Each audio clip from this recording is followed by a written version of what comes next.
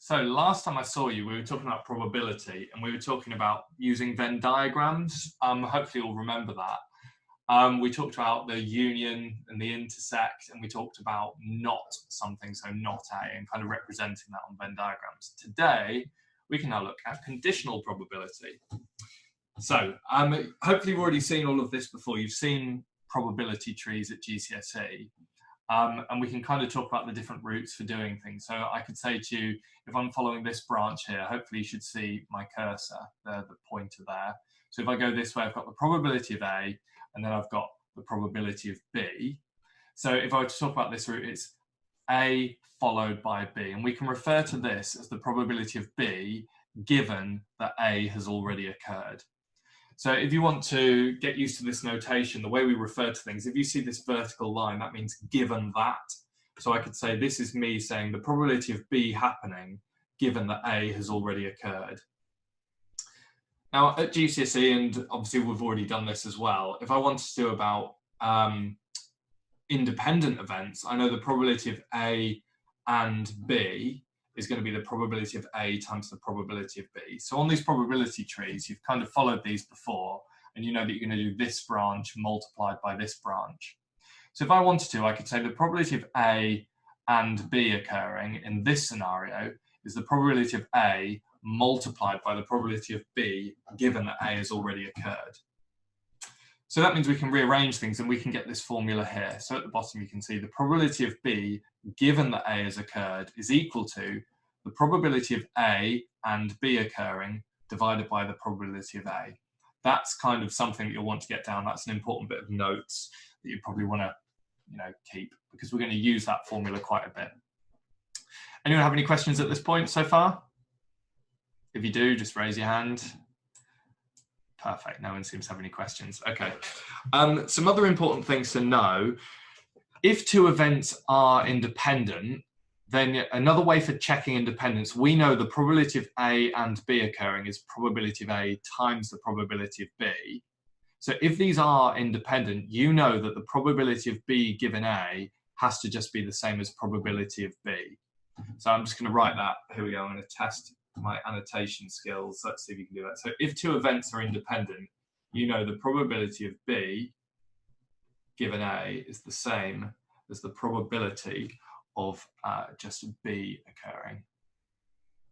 So you can use that to kind of do your independence test if you want to. And the same as if I said to you, the probability of A given B is the same as probability of A. Okay, so that's another way of testing independence. So let's see if I can. Okay, so now let's kind of use what we've hopefully kind of learned from that here. We can start to do a few things. You can see on this one here, we've represented some data in a two-way table. And if we think about kind of solving this problem here, we can use the formula, or we can do something called restricted sample space that I'll talk about in a second. So let's have a read. The following two-way table shows what foreign language students in Year 9 study. B is the event that the student is a boy. F is the event that they chose French as their language. So we can see this here. There were 14 people that were male and picked French, and there were 26 males who didn't pick French. So you can see there's a total of 40 males. We can also see, therefore, not males. So 38 were not male who picked French, and there were 22 who were not male that didn't pick French. So a total of 60 non-males. And then obviously you can see over here, there's 52 that picked French, 48 that didn't. So there was a total of 100 people taking part in this survey. Okay, fairly straightforward. So if we wanted to determine the probability of F, given that they are not male, so we're trying to work out here, what is the probability that they selected to learn French, given that they weren't female? Well, we can use the formula first, but I'm just going to reveal it. Try to, if I can, there we go, rather than actually typing it out. You can see here, first of all, we can see the probability of F and not B is 38 out of 100. So we can see that there, 38 out of a total of 100. The probability of not B is 60 out of 100. Therefore, the probability that they studied French, given that they are not male, is 38 out of 60. And you can simplify if you want to, it doesn't really matter. Okay. If that made sense, can you just select a yes if you're happy with what I've done so far? Excellent. Okay, good. All round kind of yes there. If you want to say no or go slower or go faster or anything, feel free. Don't bother going for the one that says, I need a break. That's not really helpful. If you're really over the moon, you can clap if you're that excited, but yeah, no need to do that. Okay, thanks, Sophie. The restricted sample space, I think, is kind of the preferred method for this one. This is kind of how I would approach this one. I want to find the probability that they study French, given that they're not male. Well, let me just find my pen. There we go. So I know that I am looking at only this column here. Really? Grey? Is that the best colour I can come up with? Let's see if I can do it in red. How exciting. Right, there we go. Red.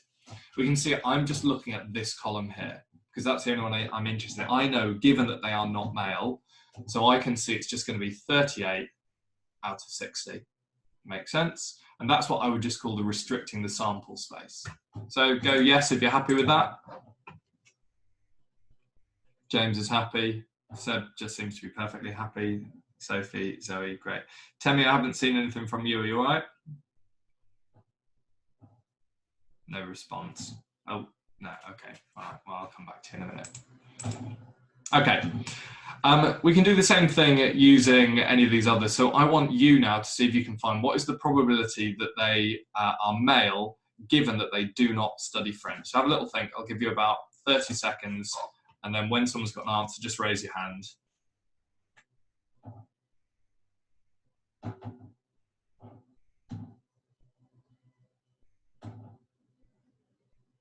So I want to find the probability that they're male, given that they don't study French. Nobody's raised their hand. Am I going to have to ask someone? I'm going to have to unmute someone. Zoe's got an answer. Has anyone else got an answer? All right. Go on then, Zoe. I'm going to unmute you. Right. 26 out of 48. Perfect. Yeah, good. Because we're looking at this row here. We can see it's out of the 48. We can see 26 out of 48. Perfect. Well done, Zoe. Okay. There we go. We can do the same thing using Venn diagrams if we want to. So the Venn diagram's already given here. Remember the different things. We've got our universal set, so we know we have to deal with this whole area in here. Well, we want to find the probability of A given B using the formula. We can just do probability of A and B, which is 2, over the probability of B, which is 6, so 2 out of 6, or 2/15 out of 6/15, which is 1/3. The restricted sample space method, same as before. Think about it like this. We know that we're only looking inside B. Well, how many were in A? 2 out of 6. Seems fairly straightforward. I want you to see if you can do the last two here. The probability of not A given not B, and the probability of B given that A union B has occurred. So you could kind of imagine there's a set of brackets around the A union B. I'm going to give you about a minute to do that. You can write them down, you can discuss. I'm going to unmute all of you in a second, and then I'm just going to ask some people for their thoughts. So I'll give you a little bit of time.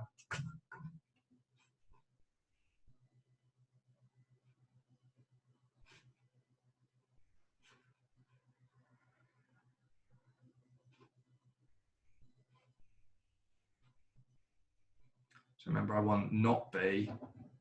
So everything outside of this circle, how much of that overlaps?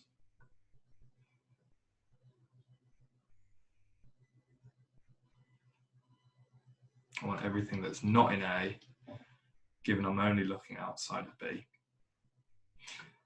Okay, I'm going to unmute everyone now. Everyone is now unmuted. Right, I'm going to ask Seb, what did you get?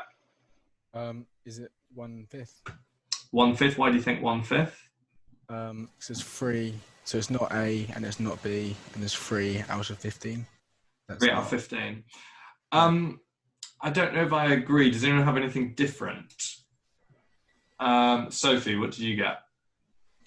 I don't know what's going on. Okay, so that's honest. So we're looking at the probability of not A given not B. So we could do it with the formula if you wanted to. So I'm just going to try and write on the screen, actually. Let's see if I can do that. Let's do it in blue, because why not? Okay. So I'm looking for the probability of A. Hopefully you can see this here. The probability of not A given not B. Can you see that? Is that okay? Yeah. Okay, let's do it as the formula first of all. So we could say that's the probability of not A and not B. So I'm going to go back to Seb a second. Seb, you said not A and not B. So not A is everything outside of A, but we want that to overlap with everything outside of B as well. What is not in A and not in B? Seb, what number? 3. Yeah, 3. So we can see the probability of that is going to be, so I want to then do that. So that's going to be, I don't know if this will go in over here. So that's going to be 3 out of a total of 7, 13, 15. So 3/15 divided by, and what's the probability of not being in B? Well, Sophie, how many are not in B? 9. So it's going to be 9 out of 15.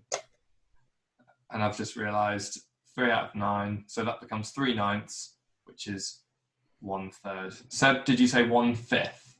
Yeah. Yeah. So do we see kind of how I've got that using the formula, the 3 out of 15 and the 9 out of 15? Mm-hmm. Yeah. Yeah. Are we happy with that? Temi, if you're still there, give us a yes or a... Yeah. Perfect. Okay. Anyone have any questions on that one?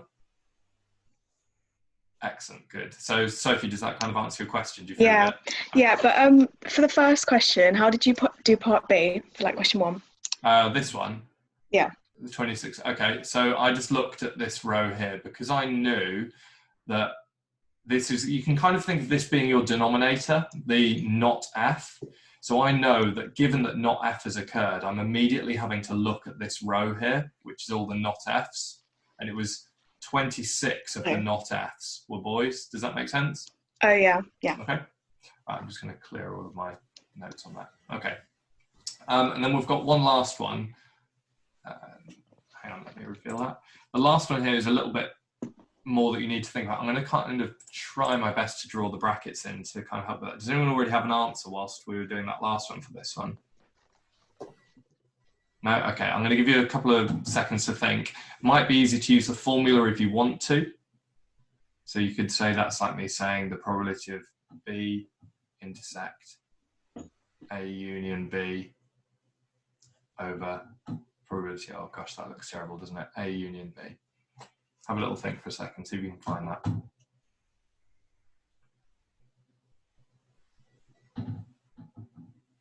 Remember, A union B is everything in here. The probability of B is just everything in here.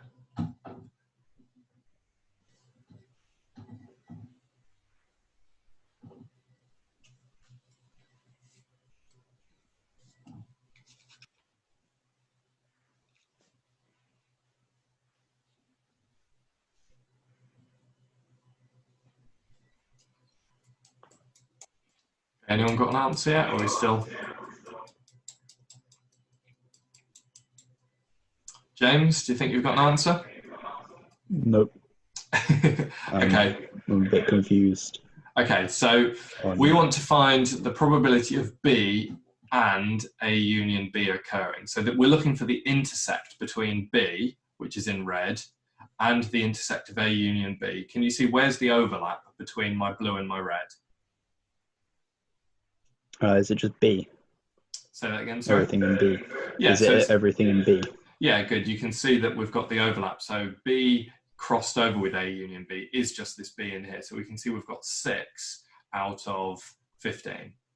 So that's 6/15 divided by what's the probability of A union B? Well, A union B is 6 to 4. So that's 12 out of 15. And what's that going to simplify to?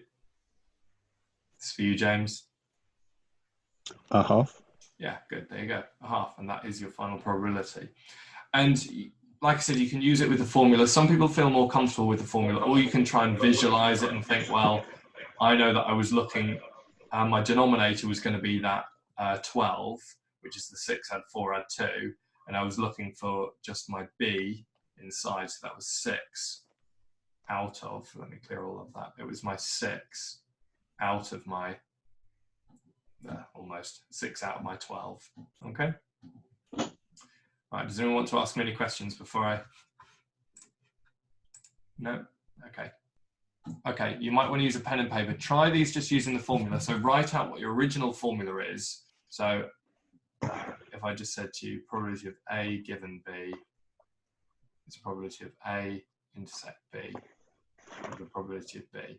And obviously, if the A becomes not A, then you'll just replace that with not A, and so on and so forth. See if you can answer these 3 here.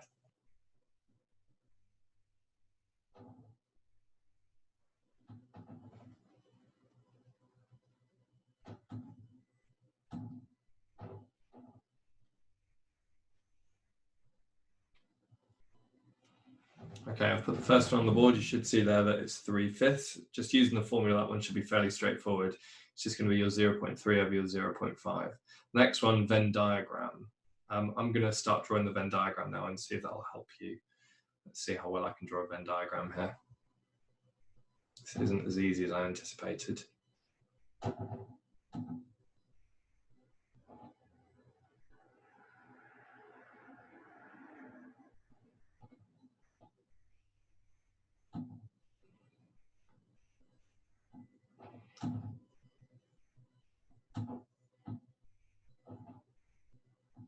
Okay, I'm going to unmute you all now.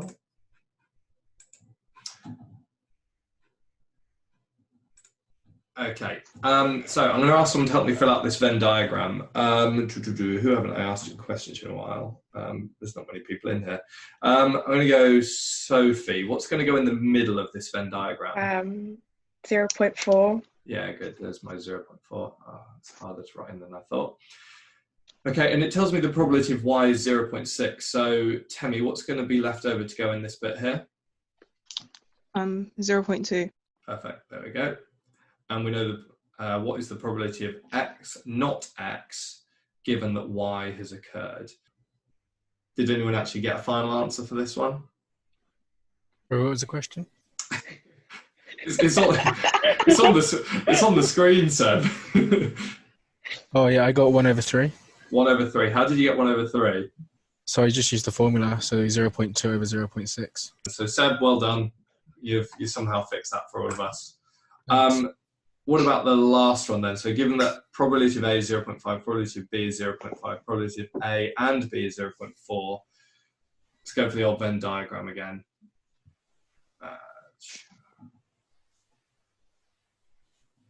So we're saying A, B, probability of A, so the whole of that is 0.5. A and B is 0.4, so we know that's, I should use a different color. 0.4. We know the probability of B is 0.5, so we know that's going to be 0.1. We know the probability of A, so that's also going to be 0.1. Do we agree with that? Yeah. So what's going to go outside here? 0.4. Good, so we know we've got 0.4 left there. Now this one should be much easier to find the probability of B, given that not A has occurred. So I'm going to go to, still got the same for James, I'm going to go to you again. So let's look outside of A. What's outside of A? What's not A? 0.5.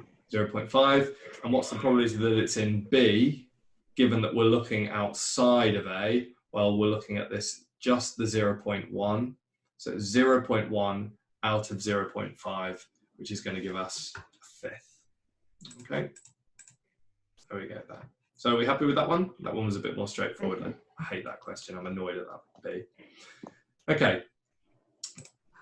All right. This one's for you now. So I'm going to put the Venn diagram on the board there. See if you can now do those 3. Okay, so let's have a look. The events E and F are such that probability of E is 0.28, E or F is 0.76, E and not F is 0.1. Find the probability of E and F occurring. Okay, have a little think for a second. Well, in fact, that one should be straightforward. What is E and F occurring? I forgot the Venn diagrams at the bottom. Seb, E and F? 0.17. Yeah, probability of F. Zoe? 0.65. Perfect. And then the last one, the most awkward one, James, this is for you. Not E, given that we're looking at not F. I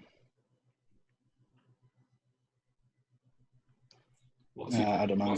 What's your denominator, first of all? Your denominator is not F, so what's the denominator? 0.35. 0.35. And now think about what is not in E, given that we're only looking outside of F. What's outside? 0.24. Good, so 0.24 out of 0.35, which is 24/35. Okay? Does that make sense, James? Yeah. So I would say the trick is to always look at the given that bit, and this kind of becomes your denominator, and then think, okay, given that and you could imagine highlighting not F, and think, well, what's not in E, given that I'm only looking outside of F, okay? Right, and there you go, that is conditional probability. If I'm honest, the things to kind of take away is going to be this formula. Once you've got the hang of this formula, that makes things a lot easier. And then it's a case of kind of getting used to seeing it in the Venn diagrams. But if you don't like seeing it in the Venn diagrams and the tables, you can just use this formula over and over and over again.